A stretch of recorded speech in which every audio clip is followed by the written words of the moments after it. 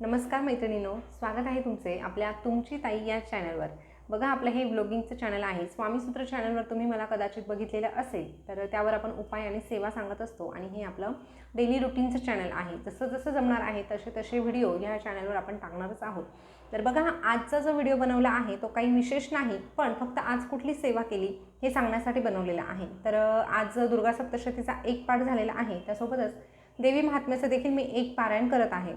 एक पारायण म्हणजे काय, तर जेवढे अध्याय असतात ते म्हणजे एका वेळेस वाचायचं, त्याला म्हणतात एक पारायण। तर जे देवी महात्म्याचा जो ग्रंथ आहे त्यामध्ये एकूण 16 अध्याय असतात आणि त्यातले मी म्हणजे दररोज 2 अशा पद्धतीने वाचत आहे। म्हणजे या 9 दिवसांमध्ये बरोबर माझा एक पाठ होणार आहे। तर त्याचा मी एकच पाठ केलेला आहे। त्यानंतर दुर्गा सप्तशतीचे मात्र दररोज 2 पाठ असे मी 14 पाठ करणार आहे।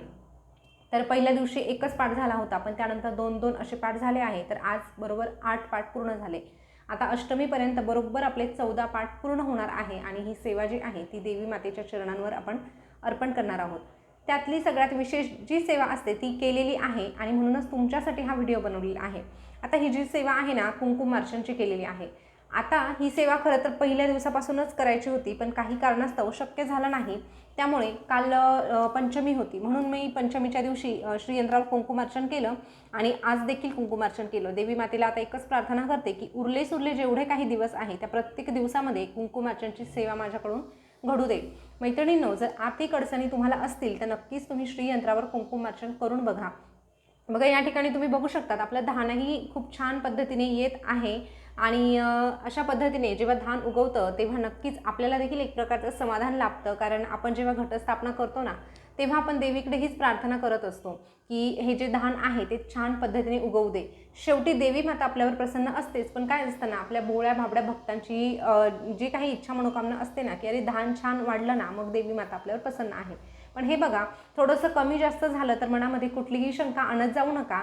शेवटी देवी माता आपली आई आहे आणि ती आपल्याला कुठल्याही क्षुल्लक कारणावरून म्हणजे आपल्यावर राग धरत नाही। त्यामुळे जर काही सेवेमध्ये कमी जास्त झालं तर घाबरू नका, काळजी करू नका। आता जर तुमचा जो अखंड दिवा आहे ना, तो जर विझला असेल किंवा अधूनमधून सारखा विझत असेल किंवा त्याला सारखी काजळी येत असेल आणि ती काजळी काढताना तो विझत असेल तर एक काळजी घ्या, त्यामध्ये थोडासा 1 किंवा 2 कापराच्या वड्या टाकून बघा। आपण जेव्हा त्यामध्ये कापूर टाकतो ना, तेव्हा त्याला ऑक्सिजन मिळत असतो आणि जी काजळी येते ना ती अगदी कमी प्रमाणात येत असते, म्हणजे ती काढताना आपल्याला त्रास होत नाही। एक छोटीशी टिप्स आहे ती, जर म्हणजे तुम्ही इथून मागे जर तशा गोष्टी जर तुमच्या बाबतीत घडल्या असतील तर तुम्ही ही एक छोटीशी टिप्स फॉलो करू शकतात। तर अशा पद्धतीने आपला दुर्गा सप्तशतीचा पाठ झालेला आहे। आता जे काही दिवस उरणार आहे त्या दिवसांमध्ये ज्या सेवा राहिलेल्या आहेत त्या आपल्याला करायच्याच आहे, पण सगळ्यात महत्त्वाची जी आहे ती म्हणजे कन्यापूजनाची सेवा। तर तुम्ही देखील कन्यापूजन करणार आहात, तर कन्यापूजनाच्या बाबतीत बघा, ह्यावेळेस अष्टमी आणि नवमी एकत्र आलेली आहे। आता अष्टमी नवमी या दिवशी कन्यापूजन केलं जातं, पण जर तुम्हाला ठाऊक आहे की त्यावेळेस आपला मासिक धर्म येऊ शकतो तर तुम्ही अगोदर जरी कन्यापूजन करून घेतलं ना तरीही चालणार आहे। असं नाही की मग तेव्हा केलं तरच देवी माता आपल्यावर प्रसन्न होते। तर कन्यापूजनाच्या देखील काही वस्तू आणायच्या आहे।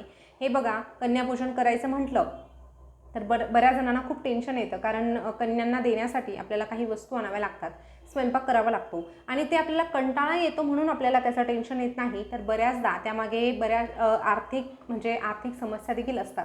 आपली आर्थिक परिस्थिती तशी नसेल तर इच्छा असूनही आपण ह्या गोष्टी करू शकत नाही। म्हणून जर तुमची तशी परिस्थिती असेल तरीही मनाला लावून घेऊ नका। शेजारचीने कन्यांना इतकं दान केलं, मग आपणही तेवढंच करायला पाहिजे तरच देवी प्रसन्न होईल, असा प्रश्न जर तुमच्या मनामध्ये येत असेल तर हा प्रश्न अजिबात मनामध्ये आणू नका। शेवटी आपला भक्तिभाव महत्त्वाचा आहे। तुम्ही त्या मुलींना फक्त दूध जरी प्यायला दिलं ना तरीही चालणार आहे, किंवा एखादा रुमाल भेटवस्तू म्हणून दिली ना तरीही चालणार आहे।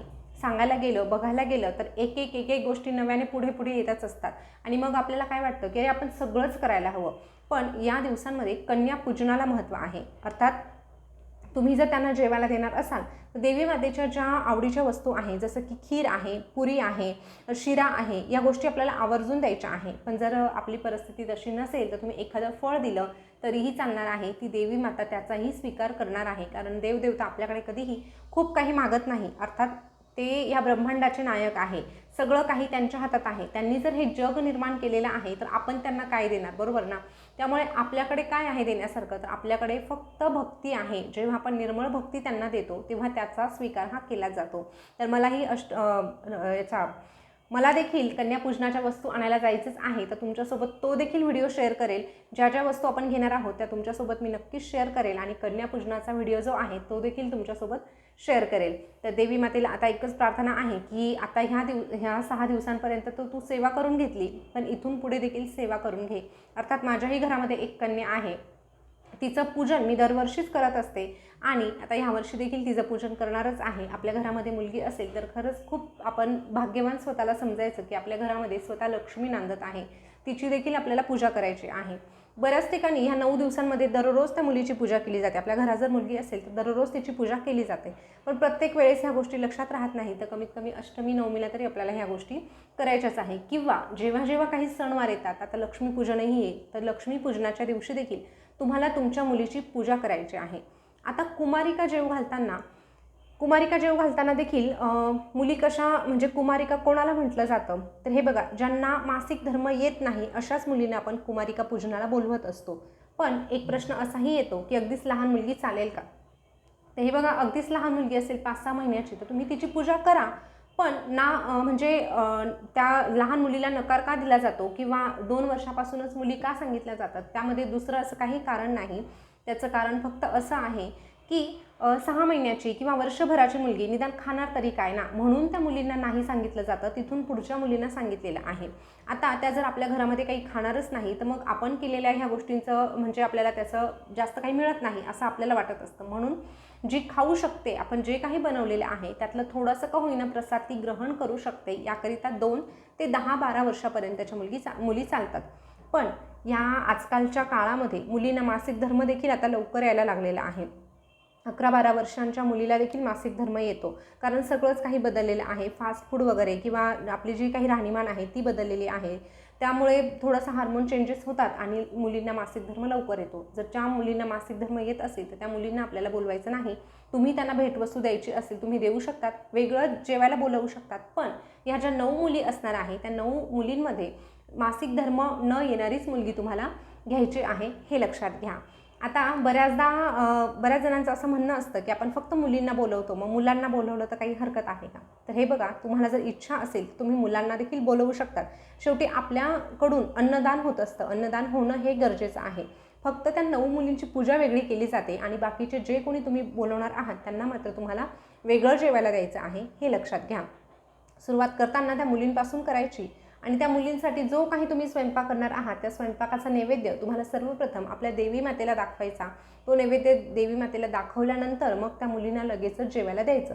तोपर्यंत आपण ते अन्न उष्ट करायचं नाही, ही खबरदारी आपल्याला घ्यायची आहे. तर काही नाही, ह्या व्हिडिओमध्ये फक्त तुम्हाला एवढंच सांगायचं होतं, कन्यापूजनाच्या बाबतीत थोडंसं सांगायचं आणि आज आपली कुंकुमार्चनची सेवा जी झाली ती दाखवायची होती. तर बघा, कुंकुमार्चनची सेवा कशी करायची हा व्हिडिओ ॲक्च्युली बनवण्याचा विचार केला होता, पण काय होतं, व्हिडिओ बनवताना थोडंसं लक्ष विचलित होतं आणि जेव्हा आपण इतकी महत्त्वाची सेवा करतो तेव्हा आपलं मनही त्या ठिकाणी स्थिर होणं गरजेचं आहे. आता तुम्ही बघू शकतात, इथे कमलगट्ट्याची माळ ठेवलेली आहे. कुंकुमार्चनची सेवा करत असताना हळूहळू खालून आपल्याला कुंकू सोडत जायचं आहे आणि श्रीसूक्तम म्हणायचं. या व्यतिरिक्त आपण लक्ष्मी गायत्री मंत्र, विष्णू गायत्री मंत्र हे देखील म्हणू शकतो, कुबेर मंत्र म्हणू शकतो. श्रीयंत्रावर कुंकुमार्चन केल्याने आपल्या घरातील आर्थिक समस्या सुटण्यासाठी मदत होत असते. पण तरीही बऱ्याच जणांच्या निगेटिव्ह कमेंट अशा असतात की आमच्याकडे श्रीयंत्र आहे पण आम्हाला तसा रिझल्ट मिळत नाही. तर अशा व्यक्तींना मला एक विचारावंसं वाटतं की तुम्ही दर पौर्णिमेला, दर अमावस्येला किंवा आठवड्यातून एकदा का होईना त्यावर कुंकुमार्चन करतात का? जर नसेल करत तर मग तुम्हाला त्याचे रिझल्ट कसे मिळणार? कारण बऱ्याचदा आपण भावनेच्या भरामध्ये श्रीयंत्र आणतो, कुबेर यंत्र आणतो, कवड्या देखील घेऊन येतो, पण ह्या ज्या काही वस्तू आहे त्या जोपर्यंत आपण सिद्ध करत नाही तोपर्यंत फक्त त्या वस्तू असतात, त्यामध्ये दैवत्व उतरत नाही. जेव्हा आपण त्यावर सातत्याने सेवा करतो तेव्हाच खऱ्या अर्थाने त्यामध्ये दैवी शक्ती, दैवी लहरी उतरत असतात आणि तेव्हाच त्या खऱ्या अर्थाने आपल्या घरामध्ये सकारात्मक बदल घडून आणतात. जर तुम्हालाही तसा नकारात्मक अनुभव आलेला असेल, तर तुमच्या घरामध्ये काहीही बदल झाले नसतील, तर तुम्ही सातत्याने ह्या नवरात्रीपासून दर पौर्णिमेला, दर अमावस्येला, त्यासोबतच मंगळवारी किंवा शुक्रवारी कुंकुमार्चन करून बघा. आता कुंकुमार्चन म्हटलं तर बरेच जण म्हणतात की 16 वेळेस श्रीसूक्त म्हणूनच कुंकुमार्चन करायचं. पण जर तुम्ही नोकरी करत असाल, तुमचा काही व्यवसाय असेल, लहान मूल असेल, तर तुम्हाला एवढा वेळ देणं शक्य नसेल आणि तुम्ही त्यामुळे सेवेपासून वंचित राहत असाल, तर एक लक्षात घ्या, तुम्ही एकदा जरी श्रीसूक्तम म्हटलं 16 वेळेस लक्ष्मी गायत्री मंत्र म्हटला, 16 वेळेस विष्णू गायत्री मंत्र म्हटला आणि 16 वेळेस कुबेर मंत्र म्हटला आणि एकदा व्यंकटेश स्तोत्र म्हटलं तरीही चालणार आहे. आता ह्या सेवा जरी तुम्हाला ऐकायला खूप वाटत असल्या तरीही ह्या करण्यासाठी 20 मिनिट लागतात. आता 20 मिनिट तर नक्कीच तुम्ही काढू शकतात. सेवा न करण्यापेक्षा काहीतरी केलेली बरी. म्हणूनच तुम्ही ही सेवा करायला सुरुवात करा. 100% तुमच्या घरामध्ये चमत्कारिक बदल घडून येतील म्हणजे येतीलच. तर स्वामी भक्त हो, कुंकुमार्चनबद्दल थोडक्यात माहिती सांगितली.